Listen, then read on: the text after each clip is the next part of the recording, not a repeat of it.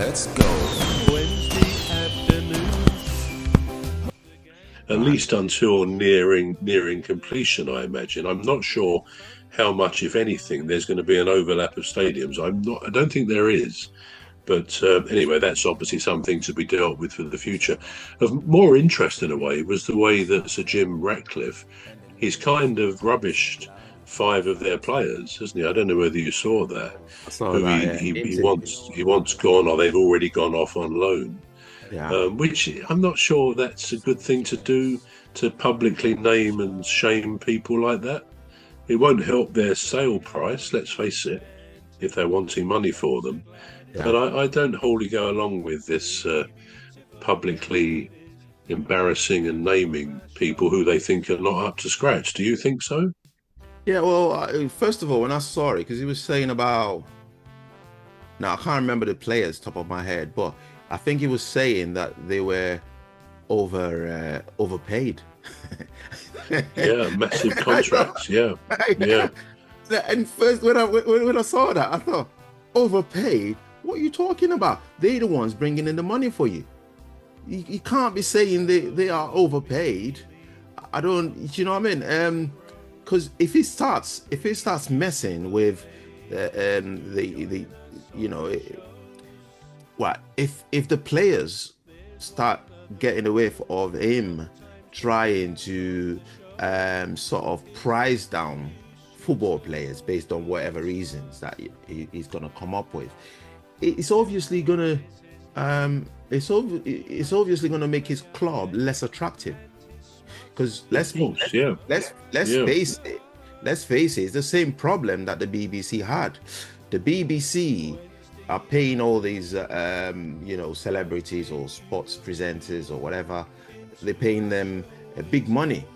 Now they're paying them big money because if they don't, they will go away to their competitors like Sky Sports or whatever. And the same goes for all the other executives as well. I mean, you wouldn't work where you're paid peanuts compared to where you're paid something that is the going market rate or whatever they call it.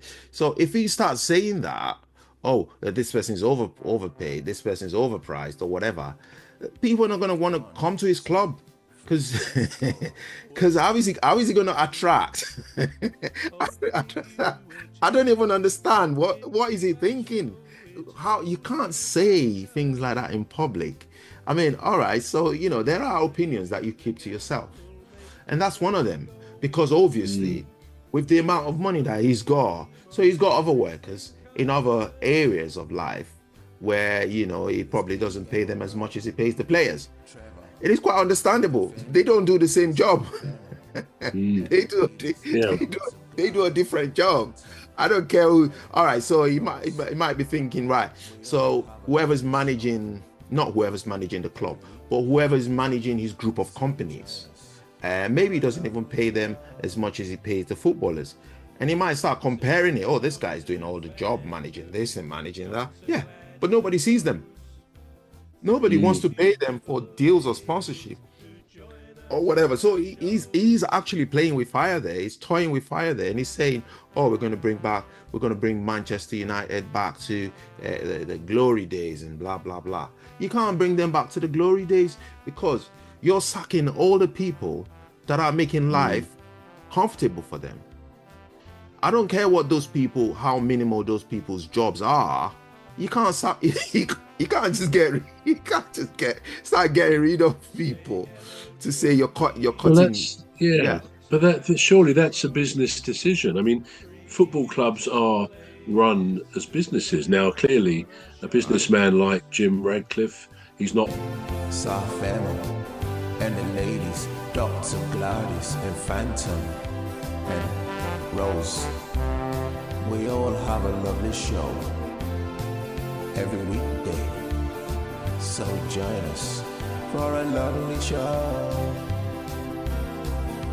Say hello to Phantom, Dr. Glad. You can't just start getting rid of people to say you're cutting. But surely that's a business decision. I mean, football clubs are run as businesses. Now, clearly, a businessman like Jim Radcliffe, he's not a football manager. He obviously knows something about football. He has his opinions like we all do. I just feel it's perhaps not necessarily his place as a part owner to be actually naming and criticising some of the playing staff, even though perhaps you may take the view that some of those he's criticised probably many people would go along with. I certainly went along with the one or two of the names he gave, that they perhaps were not worth the money nor the wages, because some of these people are taken on such expensive contracts. And it's, although, as you say, that they produced the goods, they produced the crowds, that doesn't mean to say some of those players are really not up to the standard of the rest of the players. So I think criticism can be valid, but as you say, maybe it needs to remain in-house, because as I say, it won't enhance the sale prospects of getting rid of those people at all. But I can understand where he's coming from, but I'm not sure, as I say, that it's his place really to be saying that. But it sort of smacks of some disarray at Manchester United, which we have seen. And it's a pity, because traditionally they're one of the great clubs and one of the richest clubs in the world. I think the fans have long since not been keen, not liked the owners, the Glazer family, isn't it? They still own the club, and of course a lot of the issues there was that when they took over the club, they effectively put a lot of indebtedness on the books of the club rather than their own business interests. So there's all sorts of issues probably none of us really are privy to that go on there, but yeah, it is a shame. I think it's a good thing they are going to do a new stadium, because that will enhance a lot of the stuff around the club and their own image of themselves, if you like. But yeah, I think it will be a good thing. Whether they do it in 5 years is another matter, but it does look a fabulous new situation, new build. Albeit I can understand why some fans say it looks a bit like a circus top, because it has that look about it, but maybe they're only preliminary designs, because it's not formally been architecturally designed as yet, as I understand it. Yeah. Well, I hope that that it does something different with the club. Now, I don't know where the problem lies. I've thought about it, and I don't really see the fun. Safemo and the ladies, Dr. Gladys and Phantom and Rose. We all have a lovely show every weekday, so join us for a lovely show. Say hello to Phantom.